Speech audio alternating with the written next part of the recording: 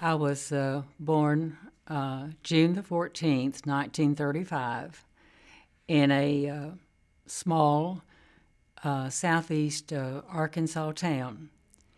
Um, the town was actually established by three men who came from Davenport, Iowa, around the turn of the century, 1899 to 1900.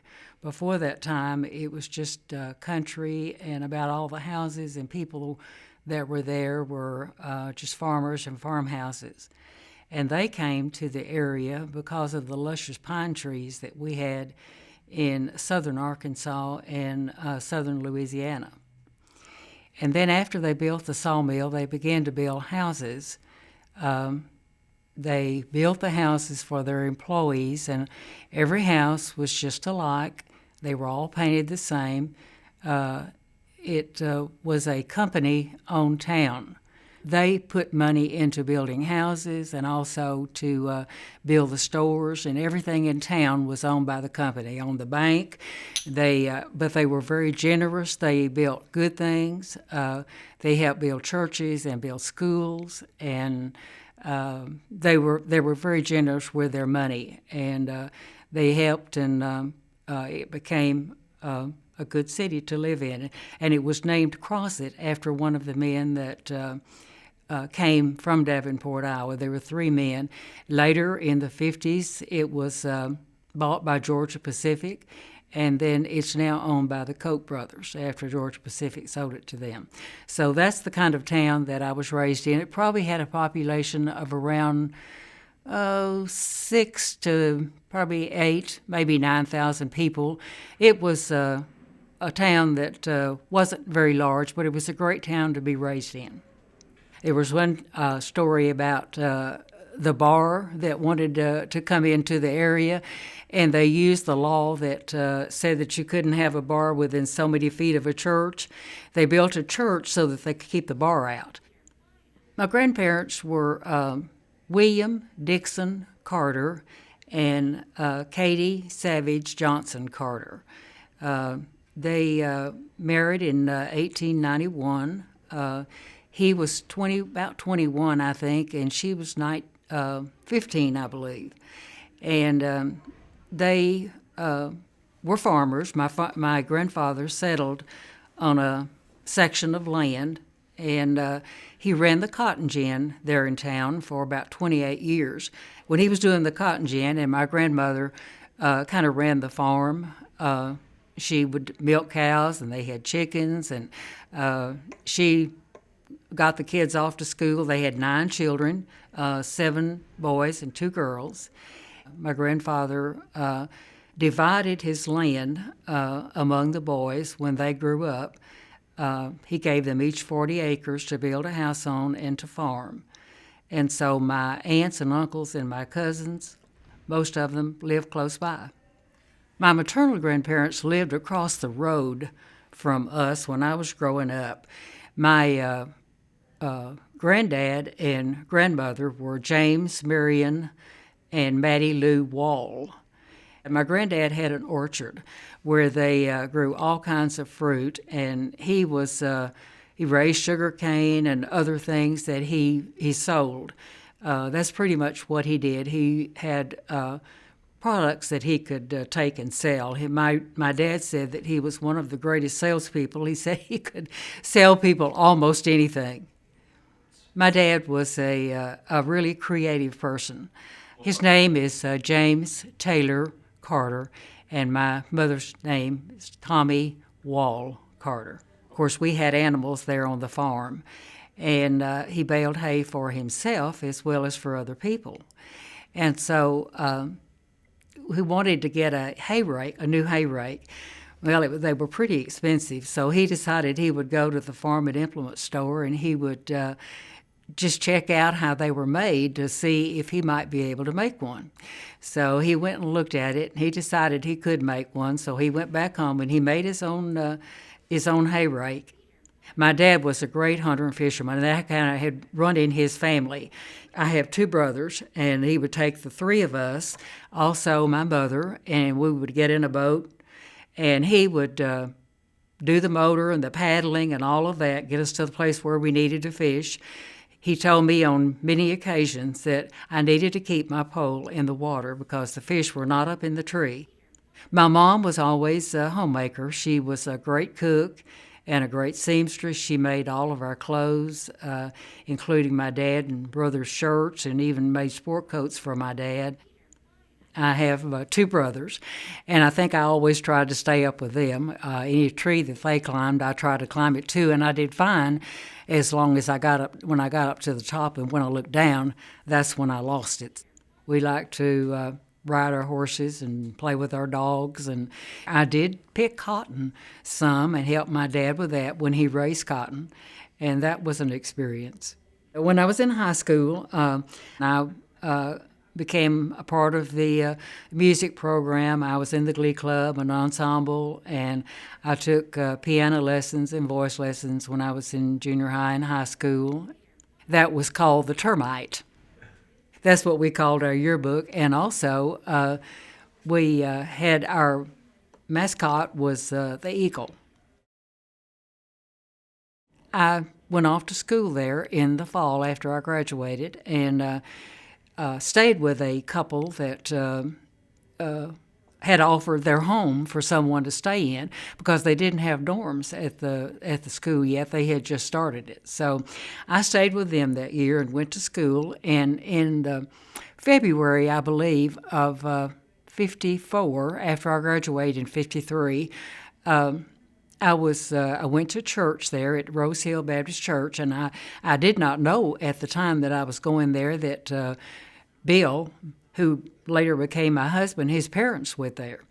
And he came home one weekend. He was already living in Fort Worth, and he came home one weekend and visited his parents, and he came to church. And so after church, we all went out to a place. It was a little place where we went after church. And so somebody asked him to go with us, and he did. And we ended up going in the same car. And that's where we actually met. We did a lot of our courting through letter writing and through telephone. But he did come to visit me quite a bit. We ended up marrying in September of 55. We actually lived in Fort Worth. We had an apartment in the Arlington Heights area of Fort Worth. And then we moved across Camp Bowie to a duplex that was on Lafayette Street. And we lived there for about a year. And after that is when we came to Hurst in April of 1957. When we were coming down here, when we first married, we came through Hurst, and I didn't see much of anything here. In fact, I wasn't aware that we were even in a town. And my husband says, "Now, this is the place that I would like to come live later." And I said, "Out here?" And looked around. I didn't see much. I said, "It doesn't look like there's much here to me." And he said, "Well, it's growing." And of course, he was working out at Carter Field for American Airlines, and so it was close to his work. And my first impression of Hurst was, I'm not sure I want to go there. But when we began to look for a house, we came to Hurst to look, and there was nothing except what was right off of Highway 10. In South Hurst, there were houses that were being built, and we found one on Myrtle Drive. And we ended up buying that house and moving out here. We moved out during the time that they had all the floods in Richland Hills, so the creek was overflowing, houses were being flooded. And I remember we had a hill back behind our house, and when it rained, our yard ended up in the street. I don't know how many times we took the dirt out of the street and put it up in our yard. We actually never got a yard started. When we came out here, we were looking for a church, and so the Bellevue Church was meeting in a union hall down on Highway 10, and we decided we would join that church. And so they were, pretty soon after we joined, they had a building program where they were going to build over on Pipeline Road. So one day Bill said, well, I'm going to take you over to show you where they bought land to build the church. And we got on Pipeline, and it was a little 2-lane road. It was paved, but it had grass, tall grass growing up on each side, and And I said, he showed me where we were going to build, and I said, this is out here in the country? And he said, well, it's not going to be country very long. It's going to grow, and they're developing north. And sure enough, he was right and I was wrong. They did continue to grow. I do remember that we didn't have any grocery stores to speak of or places to eat. We had Bob George was running the store down on Highway 10 that originally had been run by Bill Souter and his family. And that was the only grocery store that we had in the area. And the only places we could eat were two drive-ins. We had a Dairy Queen down on Highway 10, and we had the Brown Trail Drive-In, which was just there, just off of Highway 10 on Brown Trail. All of the area, even where Bell Helicopter is, was a watermelon field, and it was just country where they farmed, where our houses were built, where we live now in Tanglewood. And there was a nursery that was over the land began to develop Northhurst. They bought it from the Baker brothers. But I can remember probably Hearst Lumber Company being on Highway 10 when we first came out here. And it wasn't too long until they had, I guess Hearst TV was probably there when we came out here or shortly thereafter. We'd been out here about 2 years, C.A. Sanford opened his restaurant. That was probably the first restaurant that was out here. There was another drive-in that was on Pipeline, probably in the late 50s or early 60s. It was Jack Clark's Drive-In. It was on the corner of Buena Vista and Pipeline. And there was a Conoco service station that was right along where Harrison Lane and Pipeline is, and it was run by Jack Gibson. I remember that's where we got our gas. Chief Joe Watson, he was the only one on the police force, and he had volunteers that helped him, and that's all the police force we had, and that was located down on Holder.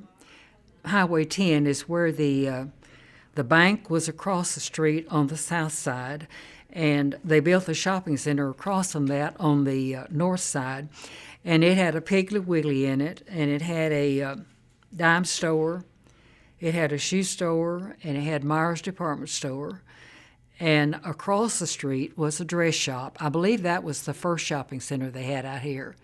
They began to develop on Pipeline Road is where the next development came because they built the Bel Air Shopping Center, and they began to build all along on Pipeline. They began to develop with churches, and the bank eventually moved over there, and they began to develop with other businesses that came in. Pipeline began to develop, and I guess it was probably in the 60s, the latter 60s, that they began to really develop Hearst, because that's when Bell Helicopter began to grow, and that's when people began to move in. And they began to build houses on the north side of Pipeline and just gradually kept going north. We had good city leaders in the beginning, because when they established Hearst, they did a good job with it. They developed the services. They developed the infrastructure was good in Hearst, and they had a good basic start with all of Hearst, and it was a great city to kind of grow with, I guess, because we came when it was small, and we kind of grew with the city, and it was just it was in a good location, and it brought in good people. We had our first child in '59. Her name was Karen Lee, and she was born with a heart condition, and they thought that they would be able to do heart surgery on her. She weighed just a little over 5 pounds, and they packed her in ice to cool her body down. That's what they did back then. They took her to after she was at Cook's, they took her to Harris, and they did this, opened her up to do the surgery, and found that she had no pulmonary artery. So there was really nothing they can do. So we lost her when she was 3 months old. It was during that time after we lost her, and actually before her, that I decided to go back to school. It was after we moved out here. And I started a school over at UTA, which was then Arlington State College. And I took another year of basic classes. And then after we lost her, I decided to go to North Texas and went there some. And then we had our son was born in 1962. Bruce Allen Whiteside, and after he was about 3 or 4, I put him in daycare, and I went back to North Texas and finished up my degree. Have a degree in social studies, and also have certification in elementary and secondary. And my husband attended TCU while he was here working for American. He did not get to finish that because he worked shift work, and that was in 53, because that's where he was working when I met him, and he worked for them for 37 years. He first worked at Carter Field, and then he went to Love Field, and then he came back to DFW. Then he became the director of training in ground services. So that's what he did about the last 20 years that he was there.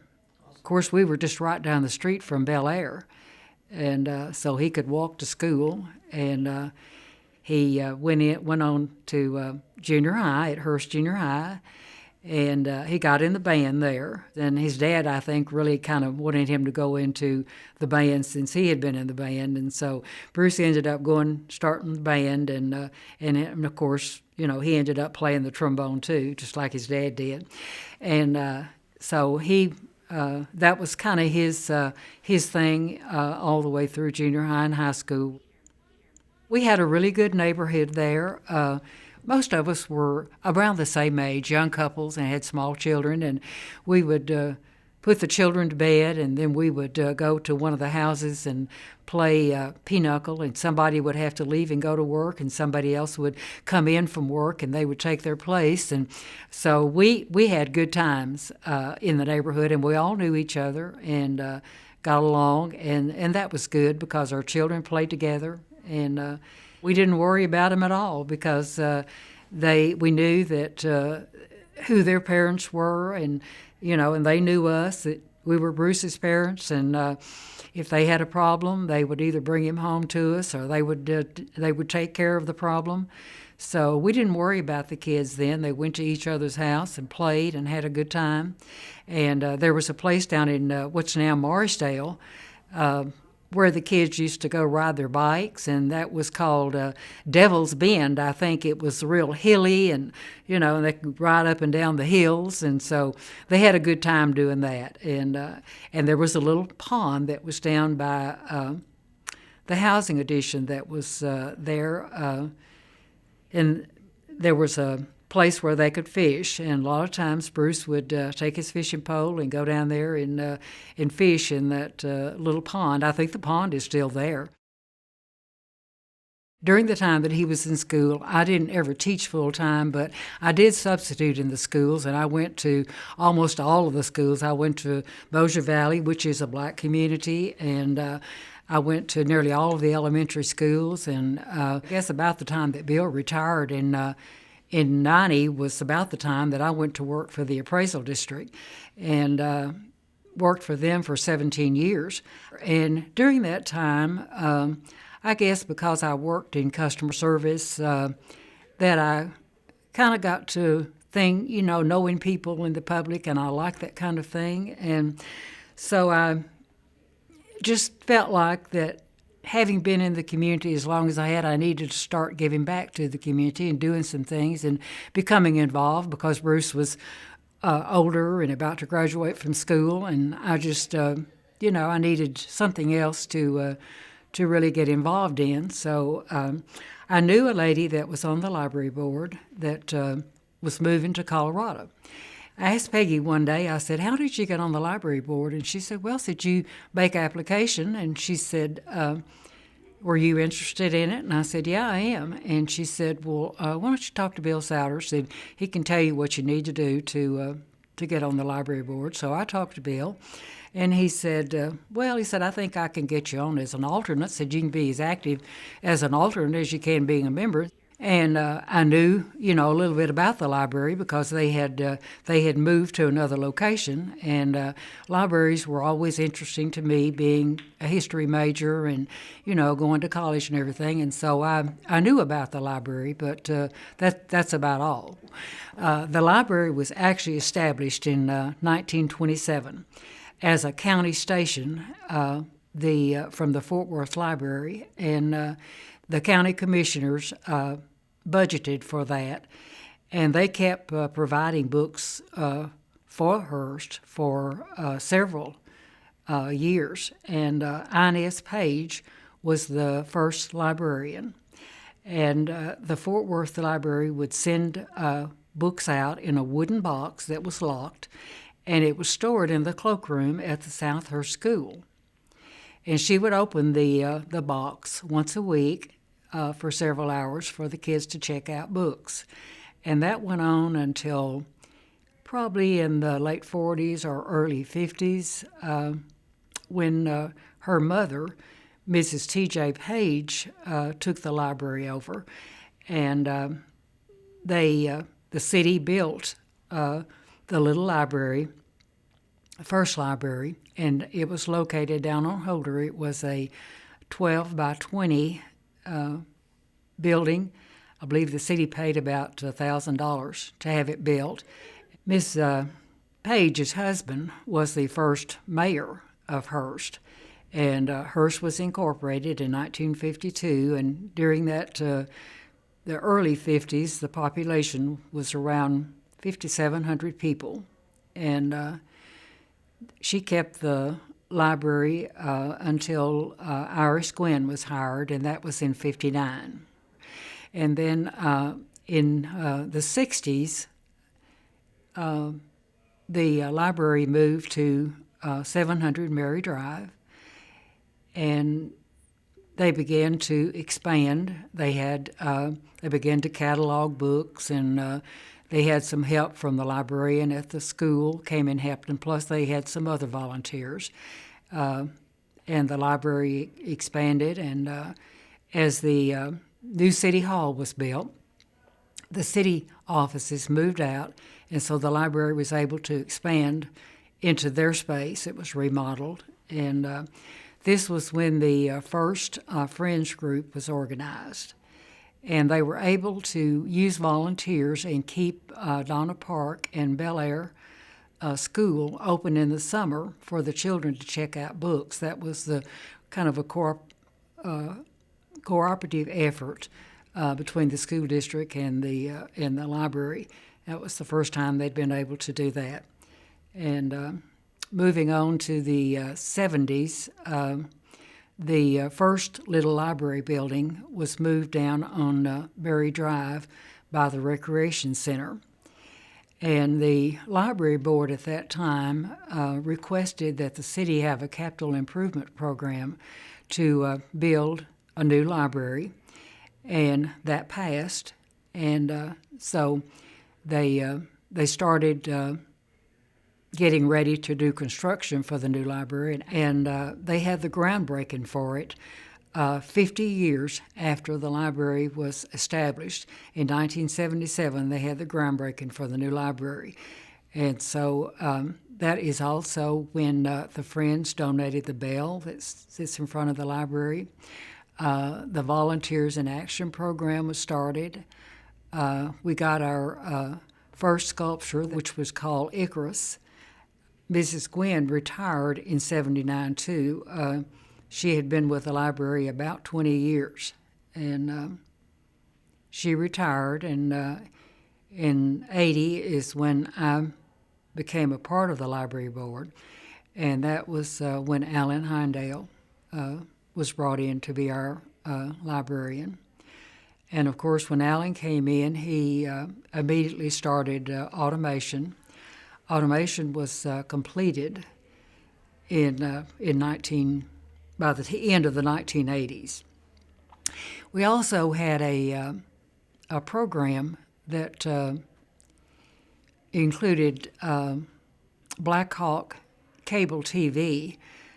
We had that out here, and the library collaborated with them to have children's program on the cable TV. But after about 2 years, the cable children's network kind of wasn't very popular because by that time the children's programs were on TV and people were beginning to get their own cable, and so the money that the city budgeted for that was used to connect the library to the city hall to the computers, so that we would be able to have computers in the library. And that was a smart move on their part because it led to being the first in the area to have computers and internet. It's the first in North Texas that actually had internet in their library. During this time, the Friends had a fundraiser, and it was making a celebrity cookbook. But it was a fun thing to do because the Friends sent letters to celebrities and to important people, asking them to send a recipe and to write a letter and to have their signature and maybe their picture.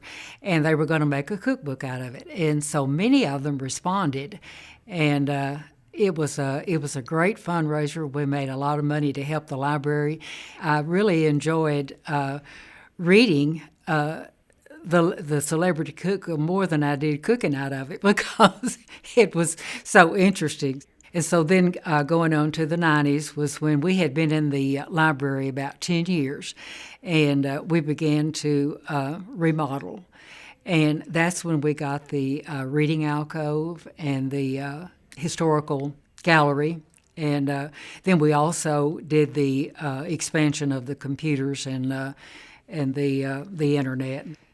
Then we had half-cent sales tax that was voted in during the 90s, and that was to extra money coming in to help support the community services, which involved the library and park and recreation. A bond election that for $1.5 million that was voted on that passed, and this was made for street access and for more parking, for expanded programs, and for more computer automation. We had more of that, and we had a teen area that we were able to develop, and the meeting room was enlarged, and the library was closed for a short period of time while this construction was going on. In around 2011, they were able to get what they called RFID in the library. That's a self-check where they can, or express check, where you can check out your own books. You don't have to wait in line to check out a book. And also we got the automated book drop, which was a great saver for the staff because it would check in the books and sort them, and they could get them back on the shelf quicker for people to check out again. In 2013, Jesse Laux became our librarian, and he started a couple of new programs like HEB Reads. It was made up of the Hearst, Euless, and Bedford cities, and also the HEB School District. He started that program, which has been very successful. And also this last year, he started a reading program for the Birdville School District. And so he started that with the city of Hearst, also with Richland Hills, North Richland Hills, Watauga, Haltom City, and they or in the Burville School District. So they started a reading program, which was good. And so he's been able to start those two programs. I've seen a lot of things happen.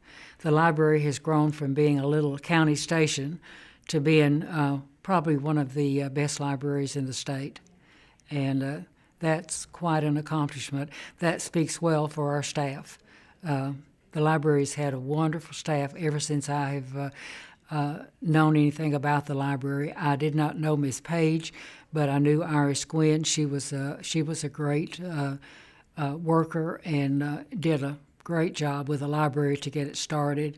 And then when Alan took over, it was at a time when automation was coming into being, and he picked up on that and just did amazing things with our library.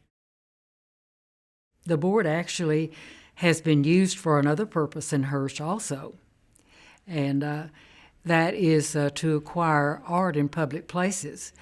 We first of all picked out a sculpture for the library, which is called Poems and Promises, and it sits in front of the library. And that was done in 2004. And then the library helped with another sculpture to be placed in front of the City Hall. And that was in 2007, I believe, and that was Tamajan, which is a bald eagle sculpture in front of the City Hall, and it's a great sculpture too. We selected good artists to make those, and we're very pleased with them. And then the last one that we did was in 2013, and the City Council really had more to do with this one than they did the other two. It's called Heritage Plaza. The Library Board did pick out the sculpture, Remembering My Hometown is what the sculpture has on it, and the other things that they used were the history, like who were the mayors of the city and who the city council people were, and so I think it's great too. I became a part of the Community Services Development Corporation in 1994 when I became the chairman of the library board. I kind of automatically put me on that board, and that is the board that has the budget for the half-cent sales tax that was voted in back in the 90s. And we just meet usually 2, maybe 3 times a year to approve the budget that is used for the library and the Park and Recreation Department. I was involved in the community services development when we were getting the land for the mall. That was an interesting thing to me because I worked at the appraisal district at that time, and I knew the value of these homes that they were going to ask people to give up, and regardless of what people might say, these people were given a lot more money for their houses than they were actually on the tax rolls for, and that was an interesting experience for me. I learned a lot through that. They started the Historical Landmark Commission, I believe, in 2000, and when that was developed, I think that was developed from some of the old-timers that had been wanting some of the history to be recorded before we lost it, and I believe I was told that Bill Souter had asked Georgia Kidwell if she would serve on that committee and help that committee get started. And when they started it, because I was on the library board and it was kind of administered by people from the library, I was automatically put on that, and that was in 2000. And since that time, the Historical Landmark Commission has placed historical plaques in several places. We have one at the Arwine Cemetery, and we have one at the train station where it was started, because that's actually how Hearst got started, was the train station. The oral history came about, I guess, as we began to interview some of the older people on our committee. Had them come in and we interviewed them and talked to them. So we came up on the idea of interviewing people who were either had been in Hurst for a long time or that had done something in the city, had been either in the school district or had done something in the city, or people that had moved here or maybe had lived here all of their life. We thought that would be a good idea to start interviewing and get some oral history. So that's how this project got started. Bill and I have traveled a lot. We planned to travel more, but after I retired, we didn't have very many years to travel because his health kind of deteriorated. But while I was working and in our younger years, we traveled. Every year we take a vacation somewhere. Our favorite place to go was Colorado. We love that, and we traveled by car. We traveled up the East Coast and, and a lot of places by car. Of course, Bill worked for the airlines, and we flew a lot of places. We also started taking motor coach trips back in the 90s. We literally traveled over the whole United States. We also traveled to Australia and Indonesia. We spent about a month over there in 93. For one thing, since I'm a people person, the people that I've met is one of the interesting things to me.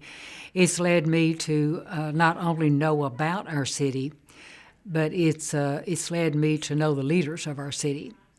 And I really have enjoyed meeting these people, to meet the city council people and to see and hear the things that they are doing and the things that they're planning for, just being a part of that. I am so blessed to have so many friends and people that that love me and have such a caring church family. And the church has always been the center of my life. I guess I have a kind of a legacy of church because my grandparents and my parents and all of my family have always been involved in the church. And when I was growing up, the church was the center of our life because there wasn't much other social things that went on in our community. And so the church has always been important to me and my friends. And I just have enjoyed the things that I do. I'm involved in a lot of things. I volunteer a lot for things. I love helping people. I've just had a blessed, wonderful life to be raised around family and have the friends that I have.